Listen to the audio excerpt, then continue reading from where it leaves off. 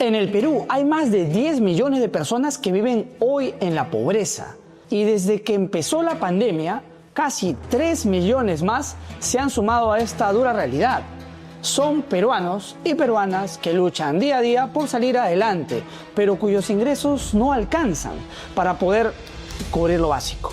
Pero, ¿qué es ser pobre en el Perú? Seguro en el colegio te dijeron que ser pobre era no tener dinero y ya, se acabó el contexto, se acabó la clase.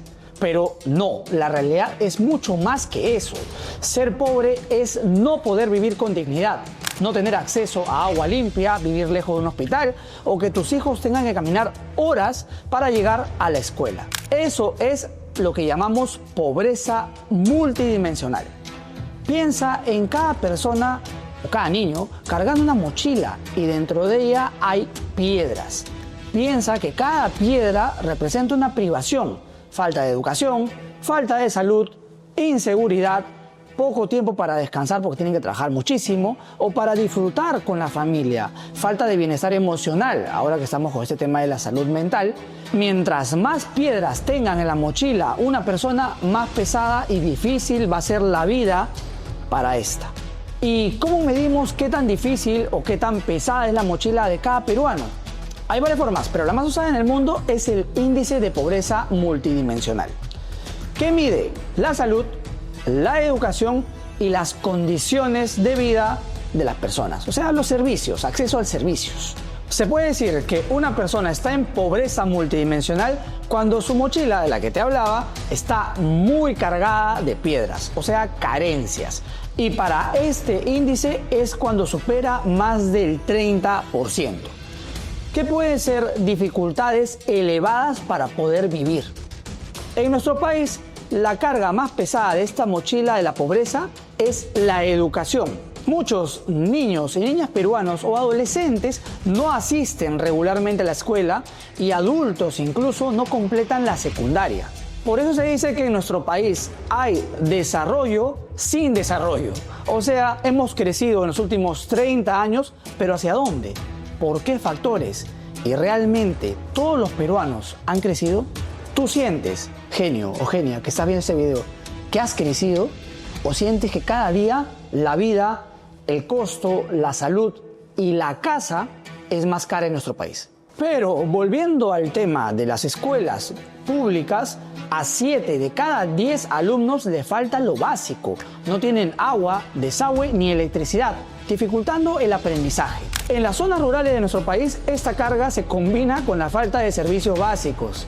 O sea, no hay agua, no hay saneamiento, mientras que en las grandes ciudades lo que principalmente pesa es la educación.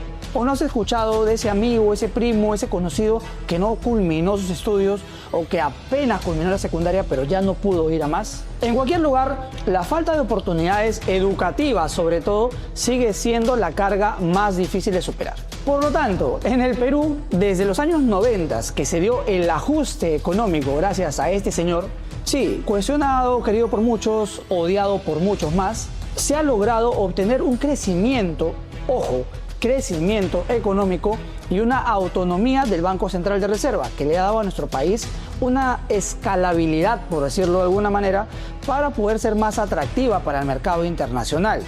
Eso hace que el Perú haya reducido su brecha de pobreza hasta antes de la pandemia, pero este 2020 con su virus nos dejó en claro cuán difícil nos ha sido recuperar ese camino ya 5 años después. O sea, en resumidas cuentas, otros países de la región se recuperaron mucho más rápido luego del bichito del 2020, para no decir cómo se llamaba, pero a nuestro país le costó mucho más. Y ahí se demuestra que estábamos operando en piloto automático y que la pobreza en el Perú aún no se ha terminado y está muy lejos de ser erradicada. En Lima, la ciudad capital, se puede ver que en las zonas más alejadas todavía es difícil el acceso a la vivienda digna. Hay muchas zonas, por si no lo sabías, que aún tienen constancia de posesión. Esto quiere decir que no tienen título, que no son viviendas formales y que son susceptibles de poder ser desalojados en cualquier momento. O sea, llega un propietario y los puede desalojar, o llega uno de estos grupos que se dedican a actividades de no muy buena reputación y los pueden desalojar también. Además, las oportunidades en cuanto a la energía eléctrica o el acceso a agua potable es prácticamente nulo. Y sí, estamos hablando de nuestra ciudad, de la capital, de Lima. Y en este video no buscamos únicamente hacer una crítica o explicarte qué es la pobreza o cuáles son los estratos de la misma, sino también buscar concientizar y que tú sepas que aún nos falta mucho por recorrer y que es importante trabajar de la mano de nuestras autoridades. Autoridades que ustedes, sí, tú que me estás viendo detrás de la pantalla en este momento, y si llegaste a esta parte del video, sé que te interesa cómo se puede erradicar la pobreza en nuestro país. Parte importante de este tema es elegir bien, direccionar bien tu voto para este 2026. No vamos a hacer campaña política de nadie, ni vamos a promover a tal o cual. Solo tienes que ser consciente de los planes de gobierno y cómo se va a afrontar cara a cara este flagelo que es la pobreza que aún campea en nuestro país. Ahora, mucho antes, en este video, te había dicho que en las zonas rurales es complicado, sí, pero la pobreza también se puede medir por la infraestructura. Ya te había hablado de los servicios básicos, ya te había hablado de la educación, pero la infraestructura también es valiosísima. Hay lugares donde no hay un solo colegio o centros poblados donde solo hay uno y los profesores tienen que trasladarse por 7, 8, 10 horas para poder llegar a dictar clases a estos centros educativos, lo que hace complicadísima la labor para un profesor. Ahora, si a esto le sumamos que los estudiantes también deben ir de diferentes centros poblados a uno en específico para poder llevar sus clases, imagínate lo complicado, imagínate lo difícil, imagínate lo poco llevadero que se hace esto. Imaginemos un estudiante que tiene que llegar a un centro poblado durante todo un año haciendo sacrificios y al siguiente año, cuando ya sabemos que a todos los niños o a la mayoría de ellos no les gusta llevar clases o no les gusta ser educados, porque sí, han romantizado algunas noticias de que tal o cual niño hizo un esfuerzo para poder terminar su año escolar, pero no a todos les gusta. Y encima de que no les gusta hacerlos caminar por 6, 7, 8 horas para poder llegar a donde tienen que llegar, afrontando condiciones de altura y de frío, es el rostro clarísimo de la pobreza en nuestro país. Así que ya sabes, genialidad, cuando la próxima vez te digan que en el Perú la pobreza se mide por el nivel de ingresos, ya sabes que también se mide desde muchas o varias dimensiones de bienestar. Se necesitan datos actualizados y un mejor uso de la información como la que está recibiendo en este video para que las políticas no sean un gasto en vano y realmente llegue el dinero a los que más lo necesitan, porque es la realidad. Prioricemos la educación, prioricemos la salud, prioricemos la vivienda, de la que ya te hablaba, y la infraestructura.